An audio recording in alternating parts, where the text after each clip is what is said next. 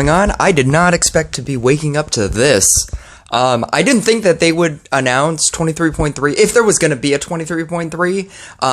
I didn't think that they were going to announce it for a while. I thought they were going to be like, get ready for tournament today, and then wait 2 days, and then, hey, let's see what that Zealot guy is getting up to with his shenanigans with the Lightning Mage. And then 2 days later, Rush for Glory. And then 2 days later, 23.3 is coming soon. You should be excited about that. They usually like dragging these things out. So I did not expect to be waking up to be like, oh, wow, I guess this is already happening. Okay, cool. Because as far as I know, because I know your first question is, when are Harlequin and Scrapper talents? Didn't they say that co-op was changing? I'm pretty sure this is the last point patch. So 23.0, if you don't remember, dropped in December. And then we've had 23.1, and then 23.2, and then 23.3. And I'm pretty sure the next thing is going to be 24.0, which is, if I'm correct, when they're going to drop either Harlequin and Scrapper talents or Harlequin or Scrapper talents. One of those should be coming in 24.0. If they completely change it, the biggest uproar will happen. But because 23.3 is happening next week, and we're already mid-February, that means that 24.0 is probably going to be announced in March, and that it's probably going to drop late March. So buckle up, because it's going to be a long wait for those Harlequin and Scrapper talents. But now that they've announced this, I think this is pretty interesting. And as a person who just maxed a Spirit Master, I think new capabilities for the Spirit Master, we decided to update the talents and buff the panda a little to increase his popularity and make the gameplay even more fun. I think that's exciting. I think that's exciting for a couple of reasons. One, I don't understand how Spirit Master does as much damage as it does. Other than the idea that it's surrounded by the deck with the best supports. It's surrounded by a deck that has, just a large quantity of damage producing capacity. You have your Scrapper, or not Scrapper, you have your Dryad that gives you 50%. You have your Night Statue that you're just constantly stacking stacks onto. You have your Witch that is, that when you get it to max and you get it to the 30 stacks, that's a bunch of base damage.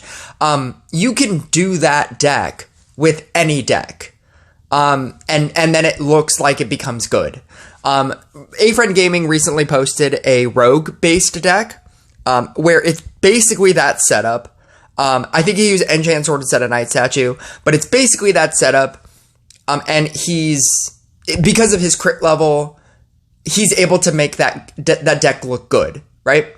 I feel like that's what Spirit Master is. It's not so much the unit is good, it's just the everything surrounding it is good.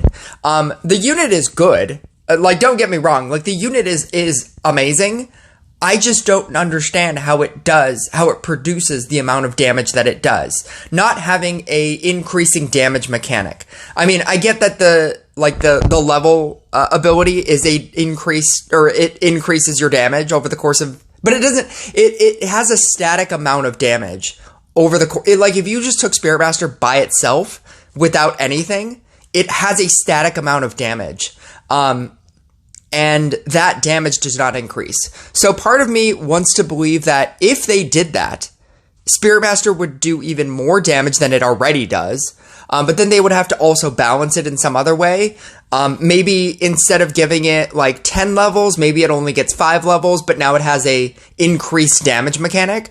Every time you mana power up Spirit Master over 5, or maybe it goes to 7 or something, and then every time you mana power it over 5, it gets a plus 2% damage increase, something to that effect. But if they do that and then take away the cleanse, the 50% cleanse, if they change it in that way, I could see this being kind of controversial. because it would be a positive change, but it's also a pretty negative change. I'm trying to think of like the things that they could do to this. I don't know. Like, I'm very excited as a person who just maxed to a level 15 Spirit Master. I'm very excited about this change. I could see it being a buff as well as a debuff. Or a buff as well as a nerf. A buff and a debuff. Those are basically the two opposites. They're somehow not the opposites. A buff and a nerf. I could see it being both. I could see it being a complete buff, but that would be insanity because it is doing pretty well in PvP. But I could also, I think I'm leaning towards, like, if I had to put like $1 on what it's going to be, I think it's going to be something like a buff and a nerf. Like, it's a buff in some way, but it's a nerf in a different way. Like the example I just gave. Where if you took away the cleanse ability, but you added it gets +% every time. You have a chance to get a plus, or a stack that allows you to get +2% per stack. When you use the ability over 5, and now you can't use it above 10, it now just goes to 7 or something to that effect. Like it sounds good, but then it's also kind of bad. I think it's going to be something in that area. If it's a complete buff, I think they're insane. And if it can't be a nerf because they're saying that they're going to make it better. I don't know. I guess we'll see. The unit reshuffle in the regular event, even this information I thought was interesting. The Minotaur is going to be moved to Mirror Match. So the Minotaur is currently in Rush for Glory. I checked all of this before so I could talk about it. The Minotaur is in Rush for Glory with the Necromancer and the Sea Dog. I call it the toxic event. And so now they're moving it to Royal Trials. I'm sorry, they're moving it to Mirror Match, which is the event that's currently going, where the only unit is Tesla. I think that's interesting because now we have so Rush for Glory is now just going to be Sea Dog and Minotaur. So now there's only one in there, but now the one that has 2 is going to be Tesla, Minotaur, Zeus. And then Royal Trials is going to have like 4. And I don't understand that change. It's going to have Genie, Spirit Master, Robot. I guess it doesn't have a hero. So I guess that those are the 3 there. So it's now a 3-3-2. Because Rush for Glory now only has Sea Dog and Minotaur. But maybe they're doing that so that they can add a unit to Rush for Glory. The only reason why I say I welcome this change is because I had no usage for Royal Trials anymore. Spirit Master, I've already maxed. Robot, I'm like put 2 books of secrets if I ever care to do it away from maxing. And so I really had no purpose for Royal Trials. So I like that Genie gives me a reason to care about Royal Trials. It's interesting that they're adding Genie to an event because it's actually easier. I think it's easier to get in an event than it is to just get it as a regular legendary. Any way that you can specifically get a legendary, whether it be from an event like the 3 base events, or a holiday event where you can specifically buy it with gems, is a much easier way to get a unit to max than it is to get it in what's it called, the regular legendary box. You would think that a free to play way of getting it in the box would be easier, and it's not, because you're fighting for the pool of every other character. It's much easier to max a robot than it is to max a hex. Because with a hex, you'd have to just constantly be buying boxes and maybe get it. With a robot, you know where it is. You can, zero in on it. You can buy the event pack every single time it comes around. It's much easier to max that out than it is to max out something else. Even though it looks like oh, it's an event, I have to spend $10 to get one unit. It's like, yeah, but there's an inevitability to that. Opening up legendary chests and using magic dust in the exchange, there's no inevitability that you will get 15 hexes if you were going for hex. If right now you needed to take a hex from level 7 to level 15, you could do it much quicker, or you could get a robot much quicker than you could probably get a hex.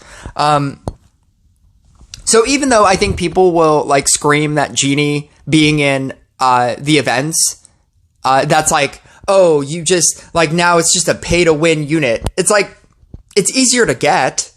It's easier. You'll probably get that much easier than getting the Riding Hood that's in the regular legendary pool. I do think that Riding Hood is much better than Genie if you were comparing the two. So maybe that's why they did that.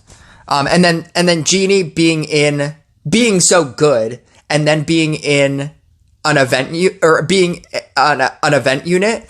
I think that increases people's want to play Royal Trials as well, because Robot and Spirit Master have been in there for so long that people probably, like myself, people probably don't care about it anymore. So I think that's a good change. And I think that opens up their options to do what they want with specific units. What if they just decided, Robot is just a really old unit. We're just going to put that into the regular legendary pool. I feel like that might piss off people that are that invested time into to the event. But I think Robot is actually so old now that I think they probably could do that, and it would just give people that are free to play a way to get it. Again, it's much harder to get a legendary in the regular legendary pool because there's so many. So it would still not be easy to get a Robot, even if you are free to play. But anyway. Balance changes for Genie, Riding Hood, those are probably going to be nerfs. I know what your next question is. Is it going to make the unit useless? No, it's not. They're still going to be the best units in the game.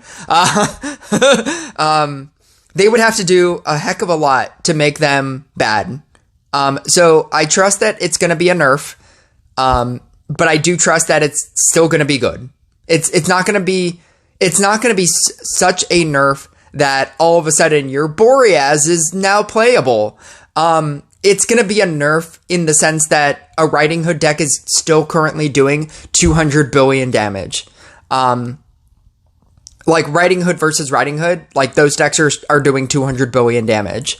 So I think it's going to be a nerf, but it's going to make two Riding Hood decks going up against each other 150 billion damage. Like, it's not going to be that big of a nerf. It's going to be a nerf. It's not going to be a nerf that matters.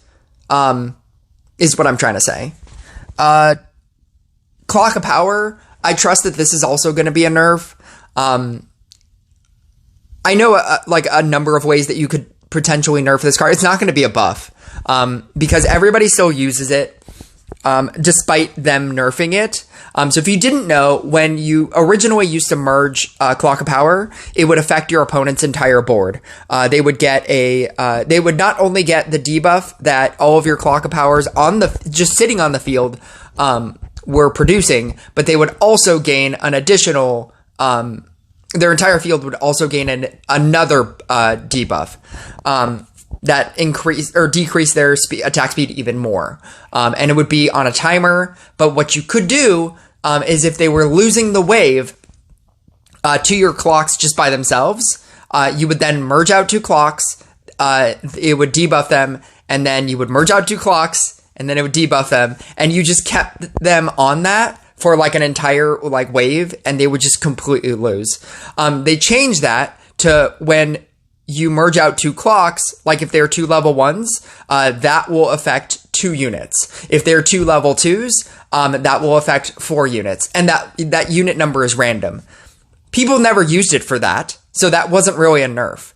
So I feel like because Clock is a legendary unit that literally does the one thing and it's amazing, and we don't care about it whether or not it gets talents, like Corsair without talents prior to the patch, was one of the best decks in the format. We didn't care whether or not it got talents. I feel like they're going to make a nerf. I think they're going to nerf it, the base slow that it does while just sitting on the field. They're going to nerf that number. So that we are excited about when it gets talents. Because as it currently states, clock doesn't need talents. And I don't think they like when units are so good at base, at what they do, that we don't care about whether or not they get talents. Like Bombardier. Bombardier is an easy example. Bombardier did so much. It like stunned units, it stunned bosses, and that's all it needed to do as a common unit. And they were like, this kind of feels like it should be a talent. Like, stunning bosses is a talent on most other things. Why did we put this on a common unit?